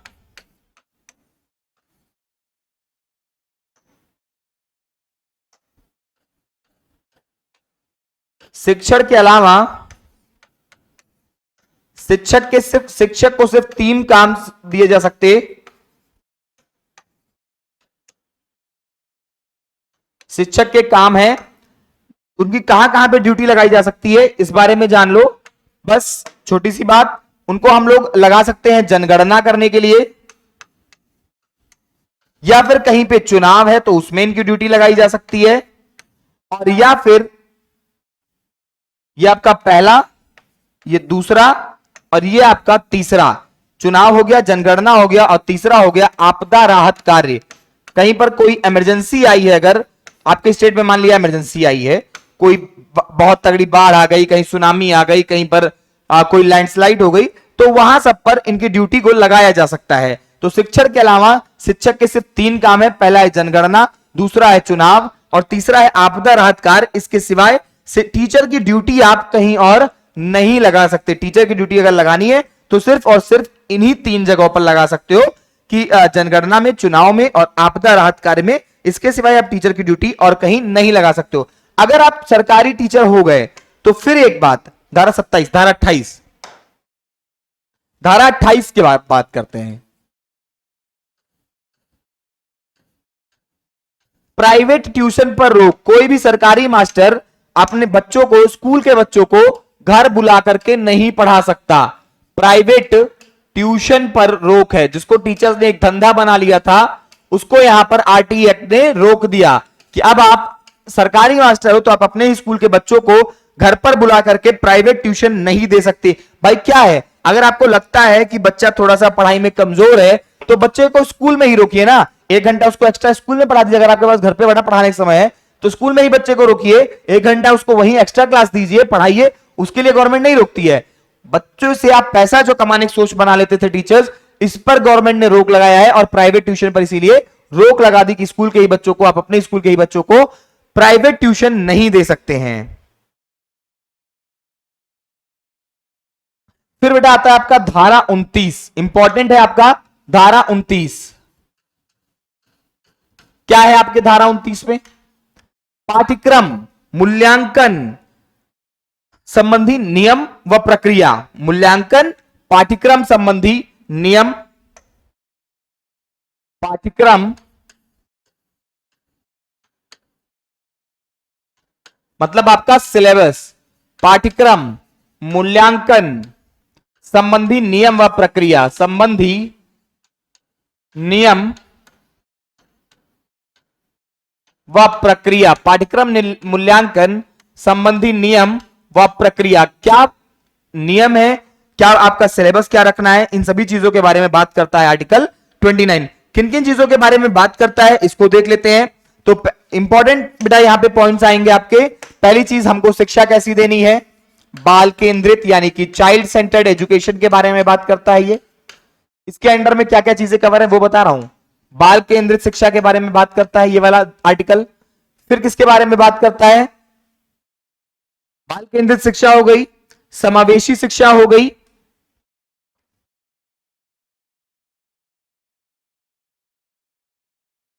समावेशी शिक्षा, समावेशी शिक्षा, लर्निंग बाय डूइंग यानी कि गतिविधि आधारित शिक्षा, गतिविधि आधारित शिक्षा। फिर है आपका सतत और व्यापक मूल्यांकन की बात करता है।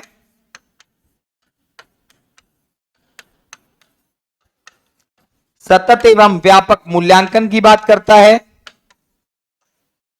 सतत एवं व्यापक मूल्यांकन की बात करता है। सर्वांगीण विकास की बात करता है, बच्चों का ऑल अराउंड डेवलप हो, मतलब बच्चा चारों ओर से विकसित हो, इस बारे में बात करता है, यानी कि सर्वांगीण विकास की बात करता है।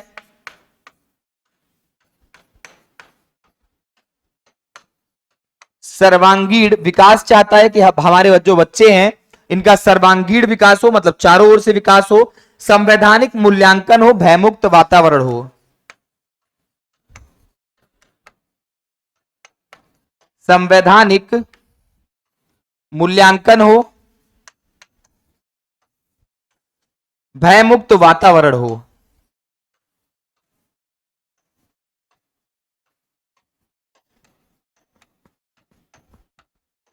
भयमुक्त वातावरण हो मतलब बच्चों को किसी भी प्रकार का कोई टेंशन, कोई डर ना हो, तो भयमुक्त वातावरण तैयार करना भी एक टीचर की जिम्मेदारी है। तो इसको बेटा एक एक पॉइंट समझ लो। पहला है बाल केंद्रित शिक्षा।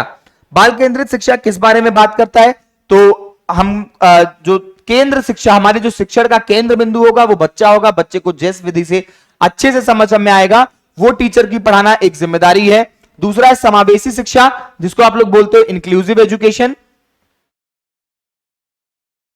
इंक्लूसिव एजुकेशन क्या होता है? इंक्लूसिव एजुकेशन जब आप सभी को एक साथ लेकर के पढ़ाते हो तो उसको बोलते हैं इंक्लूसिव एजुकेशन। गतिविधि आधारित शिक्षा यानी कि लर्निंग बाय डूइंग, आप बच्चों को कर करके सिखाइए, उनके करके सीखने पर जोर दीजिए, इसको बोलते हैं गतिविधि आधारित शिक्षा। फिर आता है सतत और व्यापक मूल्यांकन, कॉन्टिन्यूअस एंड कॉम्प्रिहेंसिव इवैल्यूएशन, बच्चे को लगातार और व्यापक यानी कि उसके सभी क्षेत्रों को कवर करते हुए उसका मूल्यांकन होना है। सर्वांगीण विकास यानी कि बच्चों का चौतरफा विकास हो। संवैधानिक मूल्यांकन, बच्चों का एक जो रियल पॉजिटिव वे होता है उसमें मूल्यांकन। भयमुक्त वातावरण यानी कि बच्चे स्कूलों से डरे नहीं, बच्चे स्कूल जाने को एंजॉय करें, ऐसा वातावरण हमको बच्चों को तैयार करके देना है। भयमुक्त वातावरण देने की बात करता है आपका आर्टिकल 29। अब इसके बाद बेटा आपके 8 आर्टिकल और बचे हुए हैं। धारा 30 के बारे में बात करते हैं। किसके बारे में? धारा 30।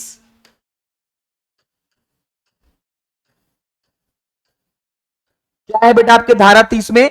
तो धारा 30 बात करता है कि कक्षा 8 तक कोई भी बोर्ड परीक्षा नहीं होगी, कोई भी बोर्ड परीक्षा नहीं होगी। और आपको पता भी है कि आप कक्षा 8 तक आपको ना तो फेल किया जाता है, ना अगली क्लास में आपको प्रमोट होने से रोका जाता है, आपको किसी ना किसी तरीके से पास कर दिया जाता है। ये इसी कानून की वजह से है कि आप कक्षा 8 तक नहीं फेल होते, नहीं तो कक्षा 8 से पहले भी फेल होते। ठीक है, कक्षा 8 तक कोई बोर्ड परीक्षा नहीं। भाई बोर्ड परीक्षा नहीं क्यों नहीं होती है? भाई बच्चे दूसरे स्कूलों में जाते थे, डर जाते थे, जो आता था वो भी भूल जाते थे। कक्षा 8 तक कोई बोर्ड परीक्षा नहीं होगी, इस बारे में बात करता है धारा 30। धारा 31 बच्चों के अधिकारों की सुरक्षा के लिए वही नियम लागू होंगे जो बाल संरक्षण अधिनियम 2005 में लागू थे। सीधी सी बात भाई, अलग से कोई कानून नहीं बनाया, वहां कानून अच्छे थे तो वही कानूनों को उठा लिया और सीधा यहां पर उसको इंप्लाई कर दिया और सीधी सी एक बात रख दी कि बच्चों के अधिकारों की सुरक्षा के लिए, लिखते चलिएगा, बच्चों के अधिकारों की, बच्चों के अधिकारों की सुरक्षा के लिए, बच्चों की अधिकारों की सुरक्षा के लिए वही नियम लागू होंगे, बच्चों की अधिकारों की सुरक्षा के लिए वही नियम लागू होंगे जो बाल संरक्षण, जो बाल संरक्षण अधिकार अधिनियम, जो बाल संरक्षण अधिकार अधिनियम 2005 में लागू थे। इसमें बेटा क्या है, जो बाल संरक्षण अधिकार अधिनियम 2005 आया था, ये बच्चों से रिलेटेड था, जिसमें बच्चों को हम कैसे संरक्षण दे सकते हैं, उनको कैसे हम समाज की मुख्यधारा से जोड़ सकते हैं, इन सभी चीजों के बारे में बात हुई थी। बच्चों को चाइल्ड लेबर, जो बच्चे बाल मजदूरी करना जिसको बोलते हैं चाइल्ड लेबर, चाइल्ड लेबर पे कैसे रोक लगा सकते हैं, इन सब चीजों पे कानून था। उसी चीज को इसने कहा कि सेम वही चीज, बच्चों के अधिकारों की सुरक्षा के लिए वही नियम लागू होंगे जो बाल संरक्षण अधिकार अधिनियम 2005 में लागू थे।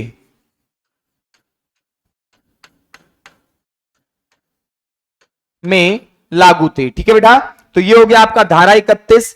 अब बात करते हैं धारा 32 की। बच्चे से जुड़े किसी भी शिकायत को अभिभावक द्वारा लिखित रूप से दिए जाने पर अधिकतम 3 महीने में निपटारा करना, यह भी स्कूल की जिम्मेदारी है।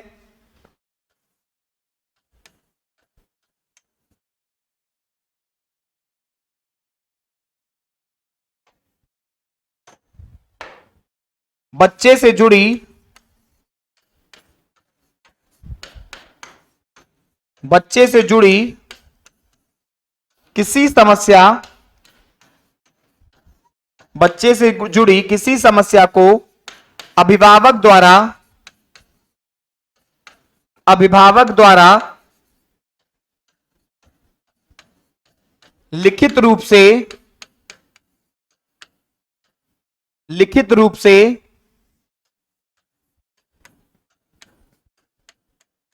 दिए जाने पर, लिखित रूप से दिए जाने पर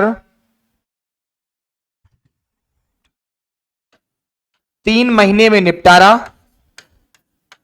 मतलब 3 महीने में हर हाल में बच्चे की उस समस्या का निपटारा करना ही होता था, यह विद्यालय की जिम्मेदारी है। यह बेटा आपका धारा कौन सा है, तो ये आपकी धारा है 32।